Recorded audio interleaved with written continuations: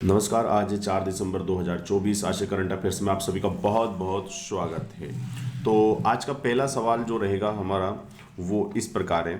हाल ही में विश्व समुद्री सम्मेलन 2024 का आयोजन कहाँ किया गया और इसका आयोजन किया जा रहा है चेन्नई में। देखिए, इसमें क्या रहता है कि पूरी की पूरी जो समुद्री विरासत होती है इसके ऊपर डिस्कशन करने के लिए इस सम्मेलन का आयोजन किया जाता है। अब देखो, पूरी दुनिया में एक संस्था होती है जो समुद्र का जो भी मैटर रहता है उसको सॉर्ट आउट करने के लिए, अंतर्राष्ट्रीय समुद्री संगठन। ठीक है ना।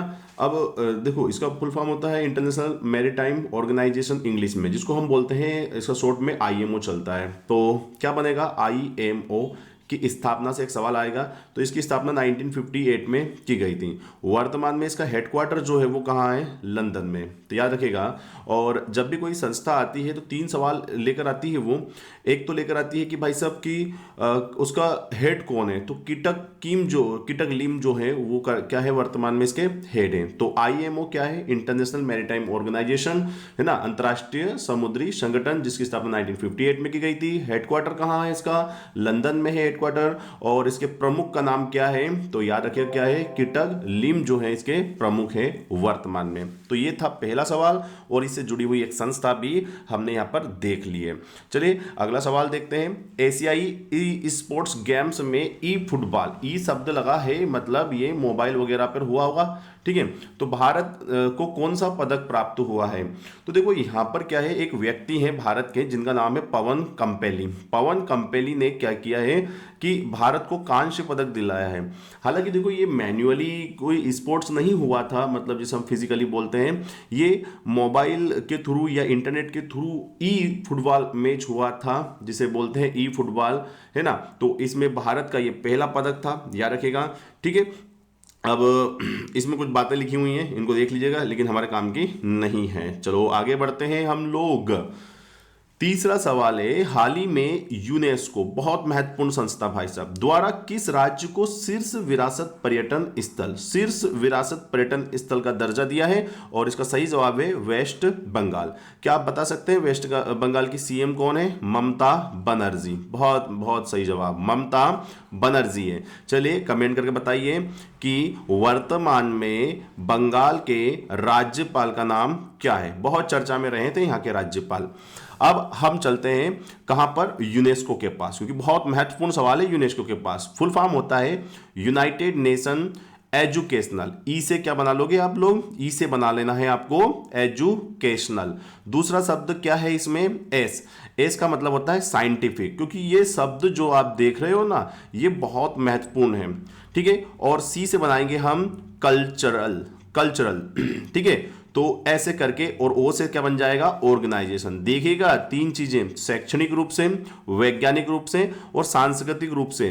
कुछ ऐसे स्थल, कुछ ऐसी धरोहर जो कि बहुत महत्वपूर्ण होती हैं, जिनका आने वाली नस्लों पर, मतलब पीढ़ियों को हमें वैसे के वैसे ट्रांसफर करना है। इसके लिए हमें उन सब का क्या करना चाहिए, हमें उनका संरक्षण करना चाहिए। तो ऐसे बहुत सारे स्थलों को ये यूनेस्को क्या करता है, अपनी एक लिस्ट में शामिल करता है और बताता है कि देखो ये जो स्थल है ये बहुत महत्वपूर्ण है और हमें सबको इसका संरक्षण करना चाहिए। तो सवाल यहां से 3 बनेंगे, है ना। पहला सवाल क्या बनेगा कि उस संस्थान का गठन कब हुआ। दूसरा क्या बनेगा, हेडक्वार्टर कहां है, और वर्तमान में उस संस्था के हेड कौन है। तो बहुत ही महत्वपूर्ण सवाल है, याद रखिएगा। 1945 में यूनेस्को की स्थापना हुई थी, यूएन की एजेंसी है ये, याद रखिएगा।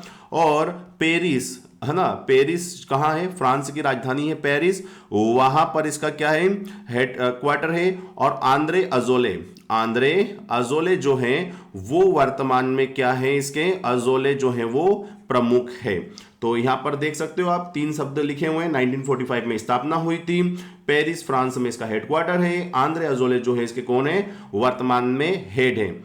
और ये बहुत प्यारा सवाल है। United nation economic and social council जो होती है ना, या हम पढ़ेंगे जब भी कभी यूएन पढ़ेंगे तो उसकी अलग अलग परिषद होती है। तो यूएन की एक परिषद है, उसमें कौन सी है, United nation economic and social council, है ना, उसके तहत ये आती है। मतलब ये पेरेंट ऑर्गेनाइजेशन जो हो जाएगा वो हो जाएगा यूएन का इकोनॉमिक एंड सोशल काउंसिल वाला, ठीक है। और इतनी सी बातें हैं जो आपको याद रखनी ही पड़ेगी। चलिए अगला सवाल देख लेते हैं। आज का चतुर्थ सवाल है, सिंबेक्स नाम का टेबल टॉप अभ्यास जो है, युद्ध अभ्यास, किन दो देशों के बीच में हुआ है? तो एक तो भारत है इसमें, और भारत सिंबेक्स जब भी आए तो आपको चले जाना है कहां पर? एशिया के कंबोडिया में, ठीक है भाई साहब।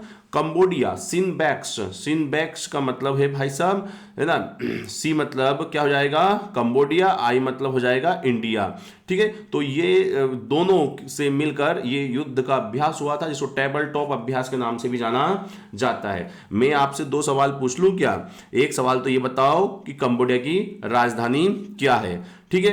तो कंबोडिया की जो राजधानी है, बहुत थोड़ा सा उसका क्या रहता है कि इंग्लिश में कुछ और होती है वो, मतलब हम लोग, जैसे कि मैं इंग्लिश में लिख दूं आपको, ताकि आपको ऐसा लगे कि हाँ सर अब तो हम पढ़ लेंगे इसको। हो गया थोड़ा सा घमंड? पढ़ो पढ़ो, अब जरा दिखाना क्या लिखा है यहाँ पर। Very good. तो नॉम, इसको हम बोलते हैं नॉम पेन है, नॉम पेन है करके जो है वो कंबोडिया की क्या है? कैपिटल है। और करेंसी तो बहुत प्यारी है, रियल, रियल जो है वहां की करेंसी है। स्पेलिंग लिख दूं क्या रियल की? RIEL, रियल जो है, रियाल नहीं है, ये रियल है। और नॉम पेन है, इसको पढ़ते हैं नॉम पेना, नॉम पेना ऐसे पढ़ते हैं भाई साहब हम लोग इसको, नॉम पेना, जो कि क्या है? कंबोडिया की कैपिटल है, ये राजधानी है प्रभुओं, कंबोडिया की राजधानी है। अब हम बात कर लेते हैं कंबोडिया नक्शे में कहां दिखेगा। तो देखो ये दिखता है इस साइड में, देखो यहां पर आप इधर से आओगे तो इधर वियतनाम होता है ना, इधर ये साउथ चाइना सी होता है, साउथ चाइना सी होता है मैप में, ठीक है। और जब हम आते हैं तो ये है वियतनाम, ये ऊपर का जो है वो लाओस होता है, बीच में वियतनाम के जस्ट साइड में ये पूरा का पूरा कंबोडिया होता है, ये पूरा कंबोडिया है, याद रखिएगा। और कंबोडिया के जस्ट इधर आ जाओगे, ये यहां पर देखो ये PHNOM पेन, नॉम पेन जो है क्या है? उसकी कैपिटल है, ये कैपिटल है वियतनाम की। तो Vietnam, Vietnam, Laos, Cambodia, Thailand, है ना, ऐसे पढ़ते हैं, Vietnam, Laos, Cambodia, Thailand, Vietnam, Laos, Cambodia, Thailand, ठीक है। तो ये जो, और यहां पर नीचे कौन सा जाएगा फिर? नीचे जो जाएगा मलेशिया वगैरह आ जाते हैं इधर, फिर आपने देखा होगा पूरा नक्शे में देख लीजिएगा एक बार। तो इतनी सी जानकारी आपको याद होनी ही चाहिए। किसके बारे में बात कर रहा था मैं? कंबोडिया के बारे में।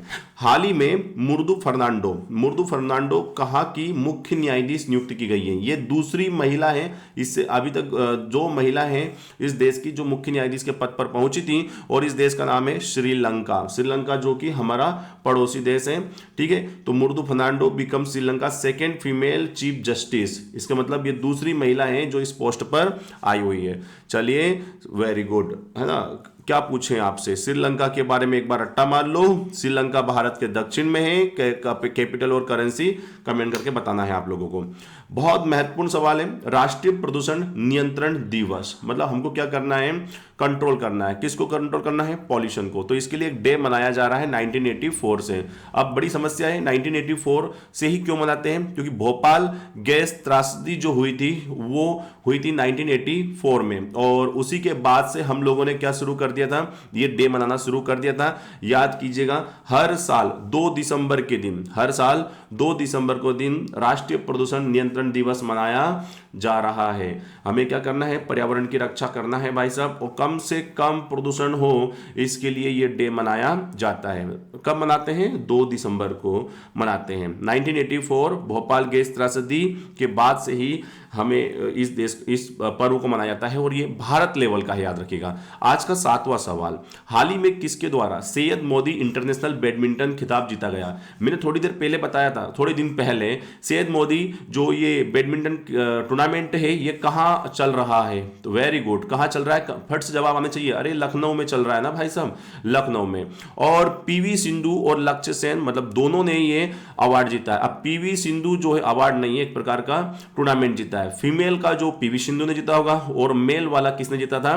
लक्ष्य सेन ने। तो आपका जवाब क्या हो जाएगा? सी सही जवाब हो जाएगा, क्योंकि उपयुक्त सभी जो है वो सही जवाब है, या मैं यूं कहूं उपयुक्त दोनों जो है सही जवाब। ये है लक्ष्य सेन और ये है हमारी पीवी सिंधु, याद रखिएगा, है ना। चलिए अगला सवाल देखते हैं हम लोग, 8वां सवाल, भारत का पहला वर्टिकल ब्रिज, ये बहुत महत्वपूर्ण सवाल है, कहाँ स्थापित किया गया है? तो ये स्थापित किया गया है तमिलनाडु में। देखो क्या होता है कि आपको अच्छे से पता है कि भारत में यहाँ पर ये जो लास्ट में स्टेज होती है, यहाँ पर एक आइलैंड है पंबन द्वीप। कौन सा द्वीप है वो?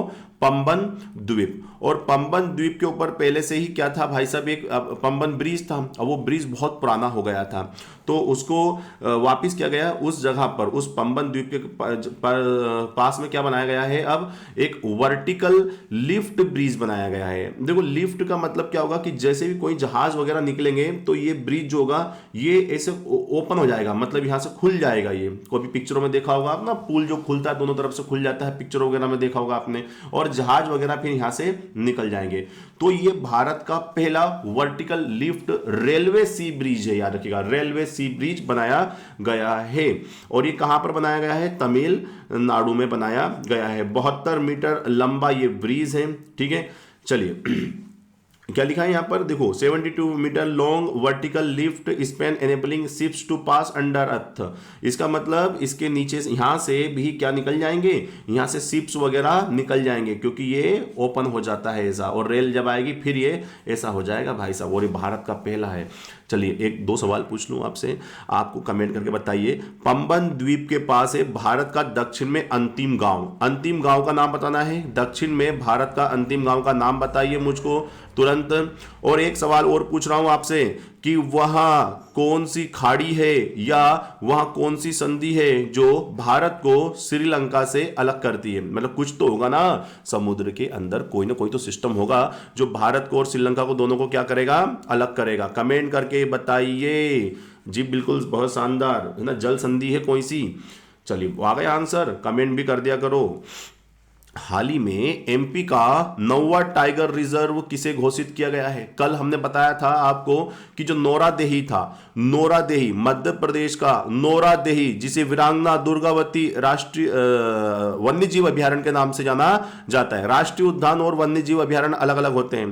तो वीरांगना दुर्गावती अर्थात नोरादेही अभ्यारण्य को 8वां प्रोजेक्ट टाइगर में शामिल किया गया था। मध्य प्रदेश 785 टाइगर है मेरे भाइयों, 785 टाइगर। इसमें तुम्हें नहीं गिना है मैंने, याद रखिएगा, ठीक है, वरना बहुत सारे हो जाएंगे, करोड़ों में पहुंच जाओगे फिर तो। ये रियल वाले टाइगर है, मैं तुम्हारी बात नहीं कर रहा हूं, है ना, रजाई में छुपे हुए टाइगर हो, तुम्हारी बात नहीं कर रहा हूं मैं। ये जो रियल बब्बर टाइगर है हमारे, उनकी बात हो रही है यहाँ पर। तो मध्य प्रदेश का एक अभ्यारण्य था नोरादेही, उसको भी 2 दिन पहले 8वां बनाया था। फिर हमें एक और गिफ्ट मिल गया, और वो गिफ्ट मिला रातापानी अभ्यारण्य में। रातापानी अभ्यारण्य कहां है? रायसेन जिले में आता है, याद रखिएगा, ठीक है। तो रातापानी अभ्यारण्य को, ये बहुत ही क्रिटिकल सवाल बोल सकते हो आप, या बहुत ही कंट्रोवर्शियल सवाल था। कभी शामिल हो जाता था रातापानी, कभी नहीं होता। मैंने कल भी बताया था आपको, किताबों में इसको पढ़ाया जा रहा था बहुत दिनों से। रातापानी मध्य प्रदेश का एकमात्र अभ्यारण्य है जो कि प्रोजेक्ट टाइगर में शामिल है। अरे भाई साहब, अब हुआ, पता नहीं हमारे बाप दादाओं के जमाने से चला आ रहा था, शामिल कर लिया, लेकिन ऑफिशियली अब हुआ है, जबकि किताबों में तो 6-7 सालों से है ही ये चलता रहता है ना। अली का अखाड़ा चल रहा है भाई साहब से बता रहा हूँ, किताबों में तो अंधेर नगरी है मध्य प्रदेश की, जीके की किताबों में तो।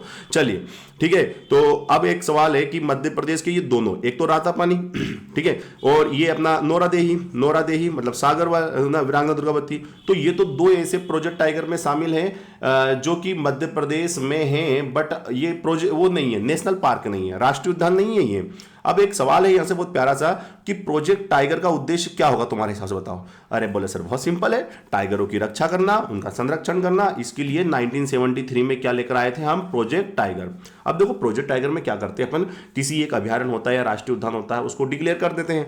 अब फिर वो बन जाती है टाइगरों की भूमि, है ना। अब हमको क्या करना है, टाइगर को वहां पर प्रजनन करवाना है जिससे टाइगरों की संख्या बढ़े। अब आपके दिमाग में ये सवाल आ रहा होगा, बाप रे ये टाइगर तो जानवरों को खा जाते हैं, है ना, ये मनुष्य के लिए भी नुकसानदायक हो सकते हैं, तो हम इनको बचा क्यों रहे हैं? हमारी सरकार चीता उन क्यों ला रही दूसरे देशों से, और क्यों संरक्षण कर रहे हैं? अरे भाई साहब याद कीजिएगा, जीवन में कुछ हो ना हो, एक बहुत प्यारा सा साइकिल होता है, एनवायरनमेंट का एक साइकिल होता है, ठीक है। हर चीज जरूरी है, प्रगति में बैलेंस होना जरूरी है। अब हमने क्या किया, इन टाइगर, पहले टाइगर हुआ करते थे, अब हमारा लालच है ना कि इनका हमको लेदर बनाना है, इनके लोग सोफे बनाने लग गए थे, तो इनका शिकार कर रहे थे। और टाइगर का शिकार करना, लायन का शिकार करना, लोग अपने मतलब इसको बहुत स्टेटस समझते थे उस जमाने में। तो भाई साहब इससे इनकी संख्याओं में कमी आ गई। अब देखो पर्यावरण डिस्टर्बेंस नहीं होना चाहिए, क्योंकि प्रगति के साथ आप खिलवाड़ नहीं कर सकते हो ना। हर जंतु, हर जीव को रहने का अधिकार है, और हम हमारे स्वार्थ के लिए उनको नुकसान नहीं पहुंचा सकते हैं। इसलिए 1973 से हमने टाइगरों को बचाने के लिए प्रोजेक्ट टाइगर लेकर आए, जिसके तहत हम किसी राष्ट्रीय उद्यान को डिक्लेयर कर देते हैं। मध्य प्रदेश में टोटल 9 हो गए हैं, तो 2 तो तुम्हारे सामने ही पड़े हैं रे। एक तो 8वां पड़ा हुआ है, रट्टा मान लीजिएगा, ये 8वां पड़ा हुआ तुम्हारे सामने, और 9वां तो हमारा राता पानी बन गया है। तो गुरुजी 7 और बता दो। अरे कल ही तो बताए थे रे, क्या बोला था कि जब भी टाइगर सामने आ जाए तो भैया मम्मी अने पापा है ना, बाप भी, और उसके सारे के सारे बेटे हों, सब क्या करेंगे, कांपेंगे। तो भाई साहब ये हैं 7 शब्द। पेला, का से बना लो काना किसली, पे से बना लो पेंच राष्ट्रीय उद्यान, मां से माधव, मां से क्या बन जाएगा, माधव। सॉरी यहां पर गलती हो गया है, ये 7वां बनाया था, नोरादेही को 7वां, 8वां तो क्या बना था हमारा, कल बनाया था ना माधव नेशनल पार्क 8वां। बा से बना लो बांधवगढ़, पा से बना लो पन्ना, सा से बना लो संजय, ये सॉरी ये इसको बनाओ सतपुड़ा। ये जो पहला वाला सा है ना जिसपे मात्रा नहीं लगी ऊपर, वो सतपुड़ा बन जाएगा, और ना ये जो बिंदी लगी हुई है ये बन जाएगा संजय। तो क्या क्या बोला मैंने, एक बार रिपीट करना मेरे साथ। का से क्या बनाओगे, वेरी गुड काना। पे से क्या बनाओगे, वेरी गुड पेंच। मा से क्या बनाओगे, वेरी गुड माधव। बा से बांधवगढ़, बांधवगढ़। और पा से पन्ना, ये सा से सतपुड़ा, और सन वाला सा से, ये वाले से संजय। तो ये कितने हैं, तो ये हैं 7, ठीक है। और 2 ये हैं, लेकिन अभी क्रम से कैसे याद कर लोगे इनको, तो देखो मध्य प्रदेश का पहला जो प्रोजेक्ट टाइगर में शामिल हुआ था वो काना किसली था। दूसरा कौन था, वो था पेंच, पेंच था। तीसरा बांधवगढ़ था। चौथा पन्ना था, याद कीजिएगा ऐसे ही। और 5वां जो था टन टन, हाँ सही जा रहा हूं मैं भाई। 5वां जो था वो था सतपुड़ा, और छठा जो था वो था संजय। 7वां कौन सा था, नोरादेही। 8वां माधव, और 9वां जो था अभी बना हुआ है राता पानी। 3 सवाल और बता दूं क्या। सेलाना, सेलाना कहां है, सेलाना अभ्यारण्य ये है अपने रतलाम में, रतलाम में है सेलाना, ठीक है। करेरा शिवपुरी में है करेरा। और गांधी सागर कहां है, जी वेरी गुड, मंदसौर में है गांधी सागर अभ्यारण्य। चलिए चलते हैं 10वें सवाल, जो कि आज होगा हमारा अंतिम सवाल। अंतर्राष्ट्रीय विकलांग दिवस है ना, जिसको हम देखो ये तो इंटरनेशनल लेवल पर मनाया जा रहा है। हम तो विकलांग को विकलांग बोलते ही नहीं आजकल, क्या बोलते हैं हम, दिव्यांग बोलते हैं। तो अंतर्राष्ट्रीय दिव्यांग जन है ना, ये दिवस कब मनाया जाता है, तो ये मनाया जाता है हर साल 3 दिसंबर को मनाया जाता है। कहां गया, अरे भाई ये रहा, 3 दिसंबर को मनाया जाता है। कब से मना रहे हो, 1992 से मनाया जा रहा है। अब देखो क्या होता है कि भाई साहब देखो सीधी सी बात है, जितने भी हमारे पर्सन विथ डिसएबिलिटी, बहुत महत्वपूर्ण सवाल है, पर्सन विथ डिसेबिलिटी। देखो ऐसे लोगों से हमारे पास क्या होना चाहिए, हमारे उनके प्रति प्रेम की भावना होना चाहिए, क्योंकि वो गॉड गिफ्टेड लोग होते हैं यार। देखो सीधी सी बात होती है, ठीक है। अगर कोई व्यक्ति डिसेबिलिटी वाला है तो उसका मजाक नहीं उड़ाना है, कभी भी जीवन में मिले ना यार तो उसको मतलब हेल्प किया करो ऐसे लोगों की। They are real needy people, उनको हमारी हेल्प की ज़रूरत है, ठीक है। उनको ऐसा फील नहीं होना चाहिए कि यार मतलब यार हमारे साथ भगवान ने ऐसा क्यों कर दिया। तो इन सब चीज़ों को लोगों को महत्व बताने के लिए कि यार देखो वो भी इंसान है ना, और उनको अच्छे से ट्रीट करना चाहिए उनके साथ। कहीं भी आपको मौका मिले तो ऐसे लोगों की हेल्प जरूर कीजिए, अगर किया करो जो कि डिसेबल पीपल है, क्योंकि ये रियली बता रहा हूँ वो मेहनत नहीं कर सकते है ना, बाहर जाके मजदूरी नहीं कर सकते, जॉब नहीं कर सकते, तो उनको हेल्प की जरूरत होती है। तो इसके लिए ये डे मनाया जाता है हर साल 3 दिसंबर के दिन। तो ये थे आज के बहुत ही प्रमुख सवाल। आई होप आपको अच्छे लगे होंगे। Thank you very much for the discussion. Have a nice day, bye bye, take care.